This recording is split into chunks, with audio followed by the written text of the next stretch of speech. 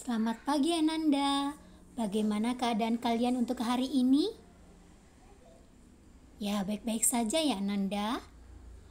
Ibu berharap kalian masih tetap dalam keadaan yang baik, dalam keadaan yang sehat, dan tetap semangat belajar meskipun belajarnya dari rumah ya anak-anak. Nah Ananda, untuk hari ini kita masih melanjutkan pembelajaran kita dari buku pena Jilid 2C pada tema 5 pengalamanku, subtema 3 pengalamanku di tempat bermain. Hari ini kita masuk dalam pembelajaran 5 dan 6. Nah, silahkan kalian membuka buku pena kalian ya Ananda.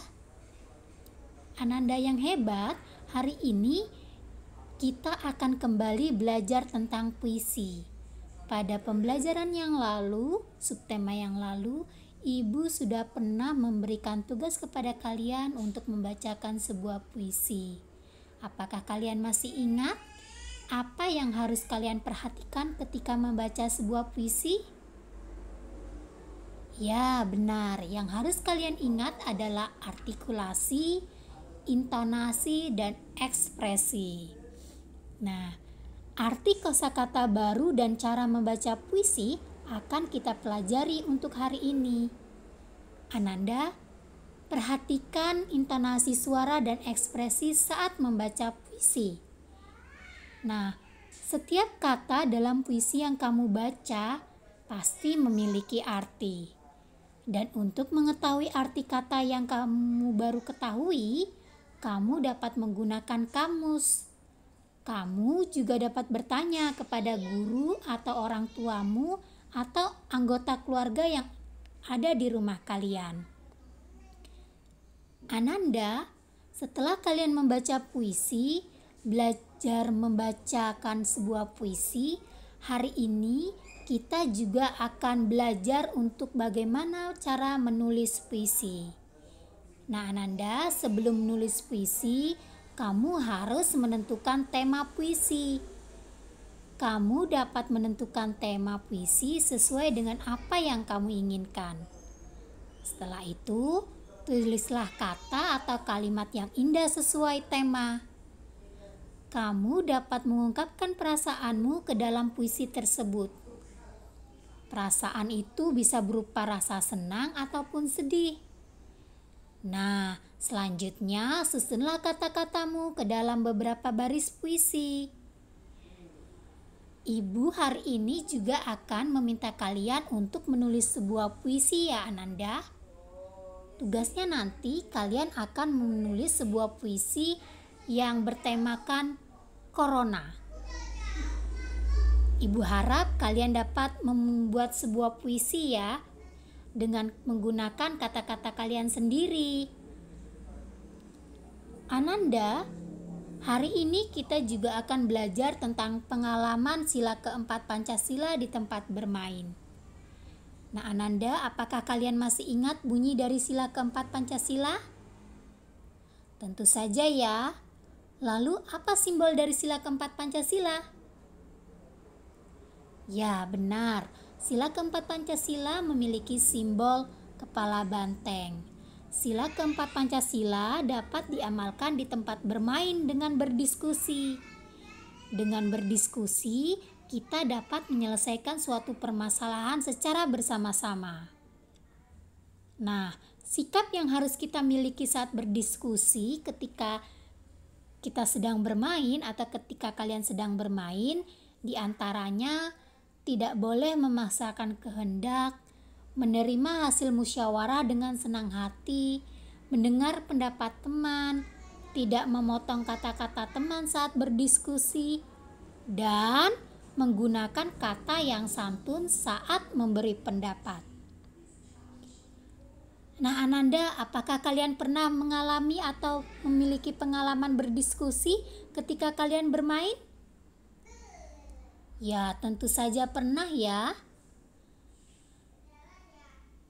Hari ini kita mengetahui bahwa ternyata berdiskusi dengan teman ketika bermain, kita sudah mengamalkan atau memiliki pengalaman yang sesuai dengan sila keempat Pancasila. Nah, Untuk sila kelima Pancasila, apakah kalian masih ingat bunyi dari sila kelima Pancasila? Coba apa bunyinya? Ya, benar anak hebat. Kemudian, apa simbol dari sila kelima Pancasila?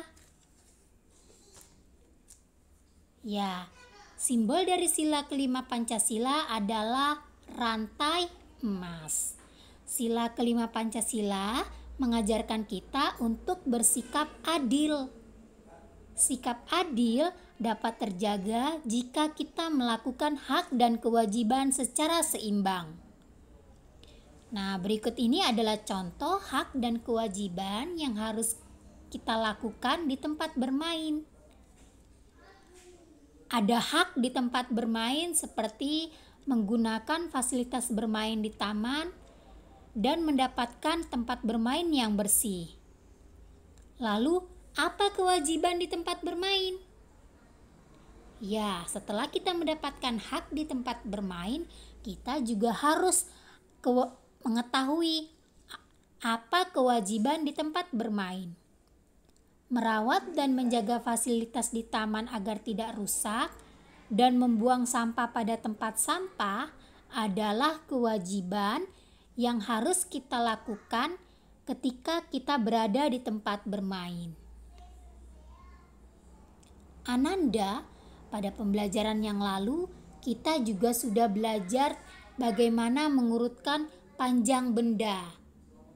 Nah, apakah kalian masih ingat? Apa langkah yang harus kalian ingat ketika kalian ingin mengurutkan panjang benda? Ya, kita dapat mengurutkan panjang benda setelah kita mengukur panjang bendanya dan memperoleh hasil pengukurannya. Kita dapat mengurutkan panjang benda. Kita dapat mengurutkan panjang benda hasil pengukuran dengan cara membandingkannya terlebih dahulu. Ingatlah, sebelum dibandingkan dan diurutkan, panjang benda yang digunakan satuannya haruslah sama. Hasil pengukuran panjang dapat dibandingkan dalam satuan meter yang disingkat dengan M dan sentimeter yang disingkat dengan yang disingkat dengan cm. Ibu ulangi, hasil pengukuran panjang dapat dinyatakan dalam satuan meter dengan singkatan m dan sentimeter dengan singkatan cm. Nah, hari ini juga Ibu akan memberikan tugas kepada kalian. Selain tadi membuat sebuah puisi yang bertemakan corona atau pandemi COVID-19, hari ini tugas kalian adalah mengurutkan panjang benda. Jadi nanti kalian mencari di rumah kalian 5 benda yang akan kalian ukur panjangnya. Nah, tugas ini ada di buku pena kalian pada halaman 64. Jadi kalian mencari 5 benda, kemudian kalian ukur panjangnya. Kemudian berdasarkan hasil pengukuran itu, kalian akan menentukan benda apa yang terpendek dan benda apa yang terpanjang. Begitu ya anak-anak. Untuk lebih jelasnya nanti kalian akan lihat pada buku pena kalian pada halaman 64. Nah, demikian anak-anak pembelajaran kita untuk hari ini. Ibu berharap video pembelajaran ini dapat bermanfaat bagi Ananda sekalian. Terima kasih Ananda dan sampai jumpa lagi di video pembelajaran kita yang selanjutnya.